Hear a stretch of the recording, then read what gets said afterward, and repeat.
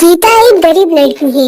वह बिन माँ बाप की बेटी है, इसलिए उसके सास और उसका पति उसे ज्यादा कुछ नहीं कहता।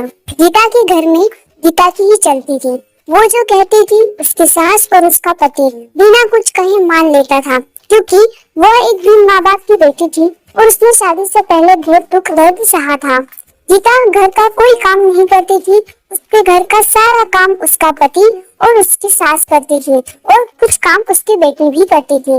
गीता तो रोज अपना पर्स लेकर बाहर घूमने चली जाती थी। गीता को कोई कहता भी नहीं था कि वो इस तरह रोज बाहर न जाए या घर का काम करे। घर का काम उसका पति और उसकी सास कर लेती थी। लेकिन एक दिन उसके पति को उसकी सास ने कहा कि बेटा, गीता को ना रोको टोको तो उसको समझाओ कि इस तरह रोज बाहर जाना सही नहीं होगा। हाँ, वो बाहर जा सकते हैं, पर वो अगर कभी कभार जाए ठीक है, लेकिन अगर वो इस तरह रोज बाहर जाएगी तो हमारे समाज के लोग क्या कहेंगे। ये सब सुन के गीता का पति बहुत परेशान रहने लगा। उसे समझ ही नहीं आता था कि वो करे तो क्या करे। अगर वो गीता को कुछ कहता था तो गीता नाराज हो जाती। उसे समझ ही नहीं आता कि वो करे तो क्या करे। वो गीता को कुछ ज्यादा बोल भी नहीं सकता था और वो न ही माँ की बात टाल सकता था। इसी तरह गीता रोज अपने ससुराल वालों को कुछ न कुछ कहती रहती। घर में कुछ भी करना हो गीता की ही चलती थी। वो अपने पति और अपनी सासू को बहुत बातें सुनाती थी। अगर उनसे कोई काम ठीक से नहीं होता तो भी वे उन्हें डांट लगाती थी।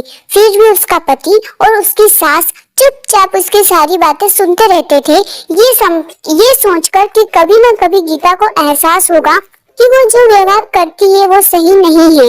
हम उसे लाड़ प्यार करते हैं, इसका मतलब ये नहीं कि वो हवा में उड़ने लगे। पर ये बात कभी उसके ससुर ने और उसके पति ने उसके मुंह पर नहीं कही। उन्हें सिर्फ इसी बात का विश्वास था कि कभी न कभी उसे इस चीज का एहसास होगा। एक दिन ऐसे ही गीता अपनी सहेली रश्मि से मिलने जाती है। वो दोनों काफी दिनों के बाद मिलती है। रश्मि उसको सारी बातें बताती है, कैसे उसकी सासू उस पर अत्याचार करती है और उसका पति भी उसकी सास की मदद करता है, उसे कुछ नहीं कहता। उसकी सास उसके पति को उसके खिलाफ भड़काती भी रहती है। वो चाहे कितना भी काम कर ले, कितनी भी अच्छी तरीके से घर की सारी साफ सफाई करे, सारा काम करे, फिर भी उसकी सासू उसमें नोकझोंक निकाली देती थी और उसका पति भी उसकी माँ का साथ देता था। जब ये बात रश्मि ने गीता को बताई तो गीता को एहसास हुआ कि वो तो अपने पति और अपनी सासू के साथ इतना बुरा व्यवहार करती है, घर का कोई काम नहीं करती, फिर भी उसकी सासू और उसका पति उसे कुछ नहीं कहता।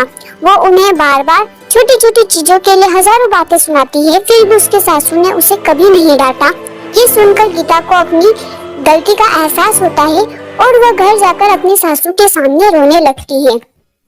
उन्हें सब बात बताती है कि उसे उसकी गलती का एहसास हो गया है कि उसने कितना गलत किया। तब उसकी सास उसे कहती है कि बेटा रो मत, हमें विश्वास था कि तुम्हें एक न एक दिन अपनी गलती का एहसास होगा और तुमने गलती चाहे कैसी भी की हो, लेकिन तुम्हें अपनी गलती का एहसास हो गया, बस यही बड़ी बात है।